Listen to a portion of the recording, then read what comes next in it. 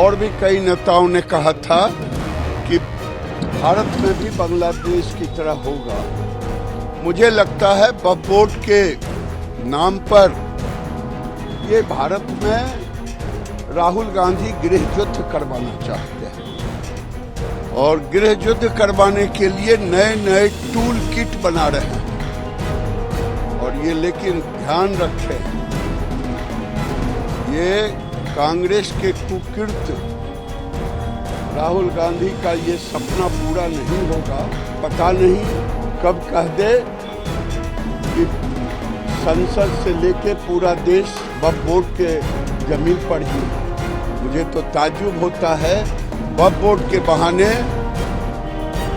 कांग्रेस एक साजिश कर रहे हैं भारत में गृह युद्ध करवा। देखिए, देश में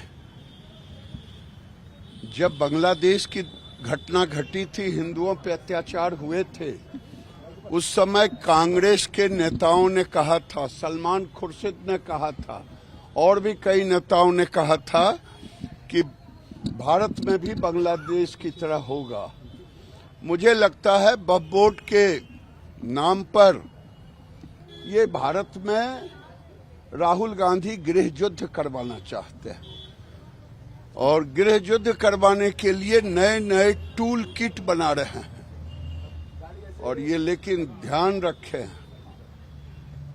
ये कांग्रेस के कुकृत्य राहुल गांधी का ये सपना पूरा नहीं होगा, क्योंकि भारत के युवा जग चुके हैं। लेकिन इसके लिए जरूरी है कि मदनी ये नहीं कह रहे हैं कि नीतीश कुमार से हम ये आग्रह कर रहे हैं कि वह बिल का विरोध करें, मुसलमानों की जमीन छीनने का प्रयास किया जा रहा है बीजेपी द्वारा। वक्फ बोर्ड और घोषित जमीन कब्जा करने का माफिया है, लैंड माफिया। बिहार के पटना के बगल में, फतुहा के बगल में एक गांव वर्षों से हिंदू रह रहे हैं। ऐसे कई गांव हैं जिस पर वो दावा ठोक रहे हैं। हंसी तो तब आती है जब संसद को भी कह देते हैं कि ये वक्फ बोर्ड की जमीन है। मुझे पता नहीं कब कह दे कि संसद से लेके पूरा देश वक्फ बोर्ड के जमीन पर ही है। मुझे तो ताज्जुब होता है, वक्फ बोर्ड के बहाने कांग्रेस एक साजिश कर रहे हैं भारत में गृह युद्ध करवाने। लेकिन क्या लगता है कि एनडीए आपके साथ एकजुट रहेगा, क्योंकि उनकी कोशिश यही है कि नीतीश कुमार और जो चंद्रबाबू नायडू हैं उनको तोड़ा जाए। आप चिंता ना करें, आने दीजिए समय, सब जैसे ठीक था वैसे ही ठीक रहेगा। उपचुनाव में फिलिस्तीन की भी एंट्री हो गई है। एमआईएम के जो यहाँ के प्रदेश अध्यक्ष हैं वो ये कह रहे हैं कि फिलिस्तीन में जिस तरीके से मुसलमानों को वो टारगेट किया जा रहा है, उसका जवाब देने का वक्त आ गया है। पता नहीं,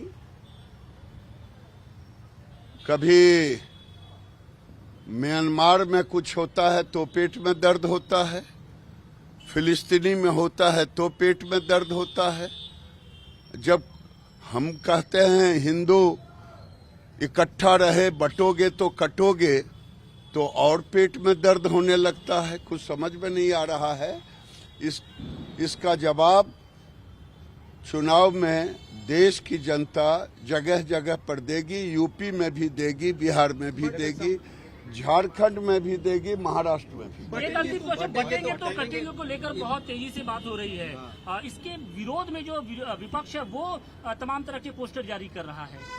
वो तमाम तरह के जिंदगी भर पोस्टर जारी किए हैं। अखिलेश यादव के पिताजी ने क्या किया था, उसी डीएनए के अखिलेश यादव हैं जिन्होंने राम भक्तों पे गोली चलाई थी।